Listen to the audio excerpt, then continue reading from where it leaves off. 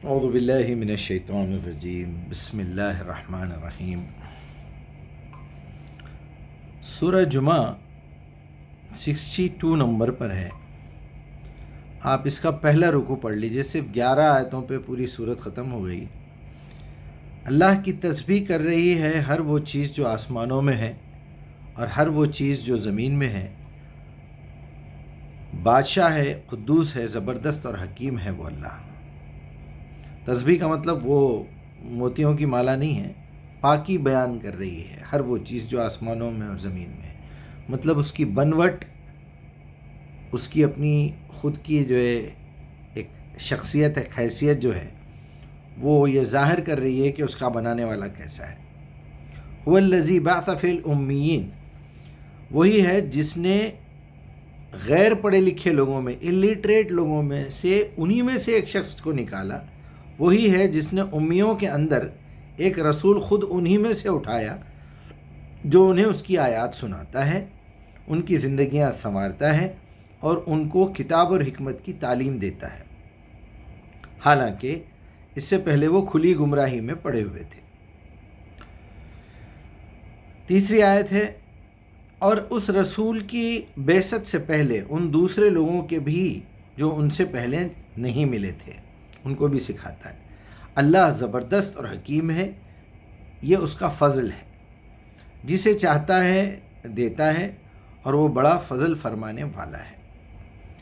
پانچویں آیت ہے، جن لوگوں کو تورات کا ذمہ دار بنایا گیا تھا مگر انہوں نے اس کا بار نہ اٹھایا، اس کی ذمہ داری کا بوجھ نہ اٹھایا، ان کی مثال اس گدھے کی سی ہے جس پر کتابیں لدی ہوئی ہیں۔ اس سے بھی زیادہ بری مثال ان لوگوں کی ہے جنہوں نے اللہ کی آیات کو جھٹلا دیا، اور ایسے ظالموں کو اللہ کبھی ہدایت نہیں دیتا۔ 6 نمبر کی آیت ہے، قل یا ایھا الذین ہادوا، یا ایھا الذین ہادوا، قل یا ایھا الذین ہادوا، اے وہ لوگوں جو اپنے آپ کو یہودی کہتے ہو، ہدایت یافتہ کہتے ہو، ان زعمتم، اگر تم اس زعم میں مبتلا ہو، ان سے کہو اے لوگوں جو یہودی بن گئے ہو، اگر تمہیں یہ گھمنڈ ہے کہ باقی سب لوگوں کو چھوڑ کر بس اللہ تم ہی سے، اللہ جو ہے تم ہی اللہ کے چہیتے ہو، تو ذرا موت کی تمنا کر کے دکھاؤ اگر تم اس زام میں سچے ہو۔ ولا یتمنونہ، کہ وہ ہرگز اس کی تمنا نہ کریں گے، ابداً، کبھی نہیں کریں گے، بما قدمت ایدیہم، جو کچھ بھی انہوں نے برے عمل کیے ہیں ان کو پتہ ہے مروں گا تو کیا حال ہوگا۔ واللہ علیم بالظالمین، اللہ جانتا ہے ان ظالموں کو۔ آخری آیت ہے اس پہلے رکوع کی، قل ان الموت الذی تفرون، دیکھو یہ موت ایسی چیز ہے تم کتنا بھی راہ فرار اختیار کر لو، منہ، اس سے، فإنہ ملاقیکم، وہ تمہارا پیچھا کرتے کرتے آئے گی، ثم تردون الی عالم الغیب، پھر وہ تم کو پلٹ کر کھینچ کے لے کے آئے گی عالم الغیب و شہادہ کی طرف۔ اس کا اردو ترجمہ ہے، ان سے کہو جس موت سے تم بھاگتے ہو وہ تو تمہیں آ کر ہی رہے گی، پھر تم اس کے سامنے پیش کیے جاؤ گے، جو پوشیدہ اور ظاہر کے ہر چیز سے جاننے والا ہے وہ اللہ، اور وہ تمہیں بتا دے گا کہ تم کیا کچھ کرتے رہے ہو۔ آج میرا موضوع ہے موت۔ جو لوگ اللہ کا بھی انکار کرنے والے ہیں وہ موت کا انکار کبھی نہیں کر سکتے۔ دنیا کا کوئی بھی مذہب، کوئی بھی دھرم، کوئی بھی فرقے، کوئی بھی کمیونسٹ، ایتھسٹ سے ابھی پکڑ کے پوچھیں گے کیا تم موت سے بھاگ سکتے ہو، وہ بولے گا نہیں بھاگ سکتا۔ اس سے دوسرا سوال کیجئے کیا تمہیں پتہ ہے تمہاری موت کب آنے والی ہے، وہ بولے گا یہ بھی پتہ نہیں ہے مجھے۔ کیا تمہیں پتہ ہے کہ تم مرنے کے بعد کہاں جانے والے ہو، تمہاری روح کہاں جانے والی ہے، اس کو یہ بھی پتہ نہیں۔ تو ایسی تھیوری اور ایسی بیکار کی بات کا کیا، ایسے لوگوں کا کیا ذکر کریں جس کو 4 الفاظ کے معنی نہیں معلوم، 4 باتیں نہیں معلوم اس کے ساتھ کیا ہونے والا ہے۔ چلیے، یہ بات الحمدللہ ہم کو محمد رسول اللہ صلی اللہ علیہ وسلم نے اللہ کی کتاب میں بہت وضاحت کے ساتھ بتا دیا ہے، اور اس رکوع میں تو اللہ یہ بھی کہہ رہا ہے کہ تم کو اگر ایمان نہیں ہے اس کتاب کے اوپر، ذرا موت کی تمنا کرو۔ یہ ہرگز موت کی تمنا نہیں کریں گے، اس لیے کیونکہ یہ جانتے ہیں انہوں نے کیا بھیجا ہے۔ اب میں اس بات کو تھوڑا سا پلٹا دیتا ہوں۔ اگر میں کسی سے ڈائریکٹلی یہ پوچھوں کہ بھائی ذرا موت کی تمنا کرو، تو ہمارے گھر کے بڑے بھی کہتے تھے خدا نہ خواستہ، اللہ نہ کرے مرے تمہارے دشمن، کیوں موت کو یاد کر رہے ہو؟ رات کے 12 بجے تم موت کو یاد کر رہے ہیں، کھڑی دھوپ میں یاد کر رہے ہیں، دوپہر میں یاد کر رہے ہیں، یہاں شادی کا گھر ہے تم موت کا ذکر کر رہے ہیں، آج خوشی کا دن ہے تم موت کا ذکر کر رہے ہیں۔ یعنی کفر ان کی زبانوں پہ ہے، ان کے دل میں ہے، ان کے دماغ میں ہے، ان کی باتوں میں ہے، ان کی حرکتوں میں ہے، کیونکہ انہوں نے قرآن کی دعوت کا کام کبھی کیا ہی نہیں ہے۔ قرآن کی دعوت سے بہت ساری چیزوں کا فائدہ ہے۔ قرآن لکھنے سے کیا کیا فائدے ہیں آج میں نے اسٹیٹس پہ ڈالا بھی ہے۔ ہو تو بات یہاں سے اگر ہم شروع کریں، خود آپ اپنا بھی جائزہ لے کے دیکھیے۔ ابھی میں بات کر رہا ہوں، یہ بات کرتے کرتے اگر میری موت آ جائے، میری بات ادھوری رک جائے، آپ نے بڑے ویڈیو دیکھے ہوں گے، کوئی نماز پڑھا رہا ہے آدھی بات میں سے ایسے گر گیا، کوئی تقریر کر رہا ہے گر گیا، کوئی ڈانس کرتے کرتے گر گیا، کوئی کہیں کھڑا تھا وہ مائک اس کے ہاتھ میں سے گر گیا اور وہ وہیں گر کے اس کی موت آ گئی۔ میری بھی آ سکتی ہے۔ میں جب کبھی بھی اپنی موت کا ذکر کرتا ہوں تو میرے گھر والے، میرے ملنے والے، میرے قریبی لوگ بولتے ہیں کیوں بار بار موت کا ذکر کرتے ہیں آپ؟ کوئی اچھی بات کرو۔ اس کا مطلب یہ ہے کہ موت سے اتنی نفرت ہے، اور وہ نفرت اس لیے ہے کہ پہلی بات اللہ پہ ایمان نہیں ہے۔ اللہ ہے یا نہیں ہے ان لوگوں کو بالکل پتہ نہیں ہے۔ اگر ذرا سا بھی پتہ ہو جائے کہ ایک رب ہے جو اس ساری کائنات کا اکیلا خالق اور مالک ہے، تو وہ بات یہ سمجھے گا کہ اس خالق نے جب اس کائنات کو تخلیق کیا ہے، اسی نے یہ وعدہ کیا ہے اپنی کتاب میں کہ وہ ایک دن اس کو نیست و نابود کر دے گا، اس کو ختم کر دے گا۔ یہ جو مٹی تمہیں دی گئی ہے، اس میں جب روح ڈالی جاتی ہے ماں کے پیٹ میں، وہی مٹی کی غذاؤں سے تمہاری ماں نے تمہارا جسم بنایا تھا، پھر وہ جسم کو ہم مٹی میں ملا دیتے ہیں، روح کو تمہارے اعمال کے ساتھ ہمارے پاس لا لیتے ہیں۔ ایک دن تمام روحوں کو جمع کریں گے اور پھر سے سوال کریں گے، جیسے بھیجنے سے پہلے کیا تھا، الستُ بربکم قالوا بلی وشہدنا، ہم نے تو دیکھ بھی لیا ہم جا کے دنیا میں کیا کیا کرنے والے ہیں، آپ بھیجیے تو صحیح، تم نے وعدہ کیا تھا، آئے تھے دنیا میں، اب جا رہے ہو۔ تو وہاں تمہاری روح کے ساتھ تمہاری کتاب دی جائے گی، تمہارے اچھے اور برے ایک ایک عمل کا اس میں ذکر ہوگا، ایک ایک سوچ کا ذکر ہوگا، ایک ایک خیال جو تمہارے دل میں تھا، تم نے کیا دیکھا، تم نے کیا سوچا، تم نے کیا بولا، تم نے کیا کیا، تم نے کیا سنا، تمہارے دل کے خیالات، تمہارے ارادے، تمہاری پلاننگ، سب کچھ سامنے آ جانے والا ہے۔ اگر اس بات پہ ہم کو بھروسہ نہیں ہے تو اس کا مطلب ہم مومن نہیں ہیں، ہم مسلمان نہیں ہیں۔ یہ بات اچھی طرح اپنے ذہن میں بٹھا لیجئے۔ جتنا یقین موت کے اوپر ہے، انسان اتنا ہی موت سے غافل ہے۔ شیطان کا جو سب سے بڑا دھوکہ ہے وہ یہی ہے کہ وہ ہمیں ہماری موت سے غافل کر دیتا ہے، جبکہ اللہ کا انکار کرنے والے بھی موت کا انکار نہیں کر سکتے۔ تو آج میں آپ کی توجہ اسی طرف لانا چاہتا ہوں کہ پوری قرآن کی دعوت دینا ایک طرف، موت یاد دلانا ایک طرف۔ بڑی روایتیں آپ نے سنی ہوگی کہ جس محفل میں موت کا ذکر نہ ہو اللہ کی لعنت ہوتی ہے اس پر، او کما قال علیہ السلام۔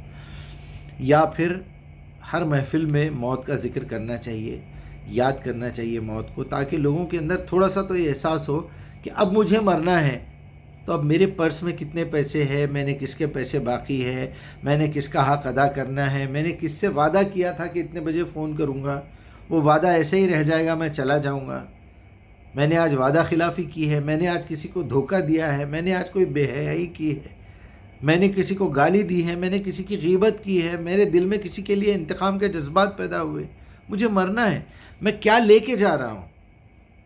میری زبان کا پورا ایک ریکارڈ ہے، میرے کانوں کا ایک پوری فائل ہے، میری دماغ کی سوچ کی ایک پوری فائل ہے، میری نظروں نے کیا دیکھا ایک پورا ڈیٹا موجود ہے، میرے دل نے کس چیز کو مانا وہ موجود ہے، میرے پیٹ میں جو غذا ہے وہ کتنی حلال ہے کتنی حرام داخل ہوئی ہے، اس کا اپنا ایک انالیسس ہے، میں نے کتنی بار پلک جھپکے ہیں وہ بھی اللہ نے نوٹ کر رکھا ہے، اس نے تو میرے فنگر پرنٹ بھی نوٹ کر رکھے ہیں، میرے دل کی ایک ایک دھڑکن سے وہ واقف ہے، میرے بے حیائی کے شرمگاہ کے تمام ریکارڈز اس کے پاس موجود ہیں۔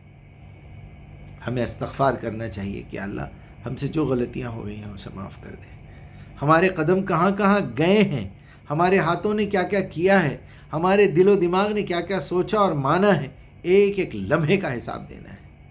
ولا تقف ما ليس لك به علم ان السمع والبصر والفؤاد كل اولئك كان عنه مسؤولا. بنی اسرائیل 17 نمبر پہ ہے، اس کی 36 نمبر کی آیت.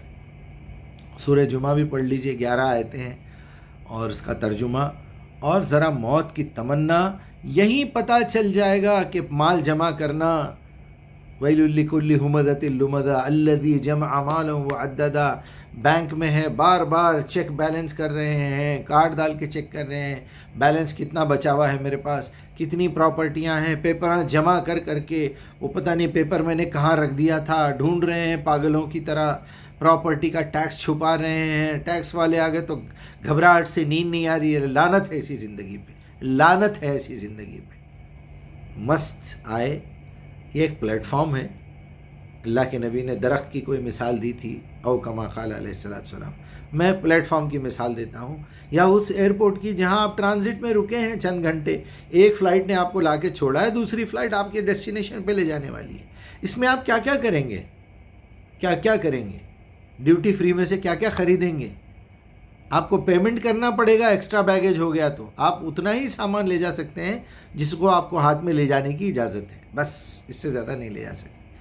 کیسے کیسے طریقے سے سمجھاؤں، کیا کیا بولوں آپ لوگوں کو. آپ کا بھائی ایک تڑپ، ایک دل میں بے چینی محسوس کرتا ہے.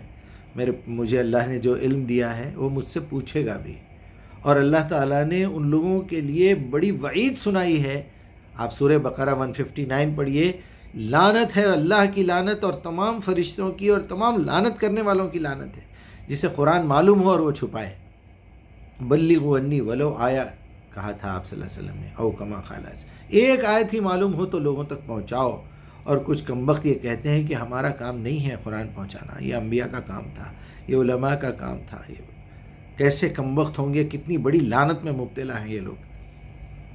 اور تعریف کی ہے اللہ تعالیٰ نے اس شخص کی، من احسن قولا ممن دعا الی اللہ وعمل صالحا. اس شخص سے بہترین بات اور کسی کی ہو ہی نہیں سکتی جو اللہ کی طرف لوگوں کو بلائے اور خود بھی اس پہ عمل کرے.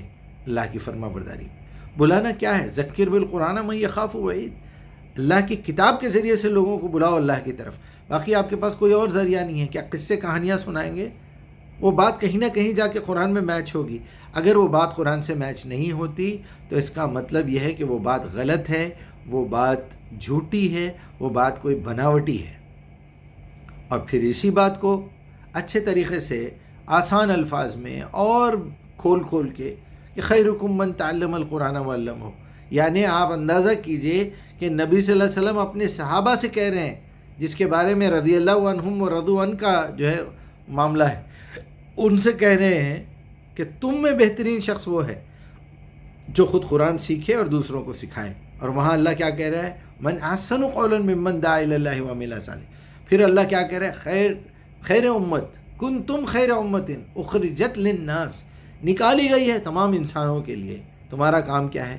تأمرون بالمعروف وتنہون عن المنکر. جو انسان کے ضمیر کے اندر معروف اور منکر کا اللہ تعالیٰ نے ایک پیمانہ رکھا ہے، وہ لوگوں کو سمجھاؤ. پوری قرآن سمجھانے کی ضرورت نہیں ہے. قرآن میں سے وہ آیتیں نکالیے، دیکھیے معروف اور منکر کیا ہے.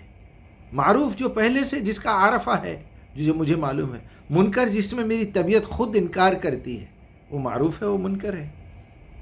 وَكَذَلِكَ جَعَلْنَاكُمْ أُمَّةً وَسَطًا لِتَكُونُوا شُهَدَاءَ عَلَى النَّاسِ وَلْتَكُن مِّنكُمْ أُمَّةٌ يَدْعُونَ إِلَى الْخَيْرِ. چلیے اپنا خیال رکھیے، قرآن سیکھیے، قرآن سکھائیے، قرآن میں غور و فکر کریے، قرآن کے قانون کو نافذ کیجیے، قرآن کی دعوت دیجیے اور قرآن پہ عمل کیجیے اور اخلاص رکھیے. السلام علیکم.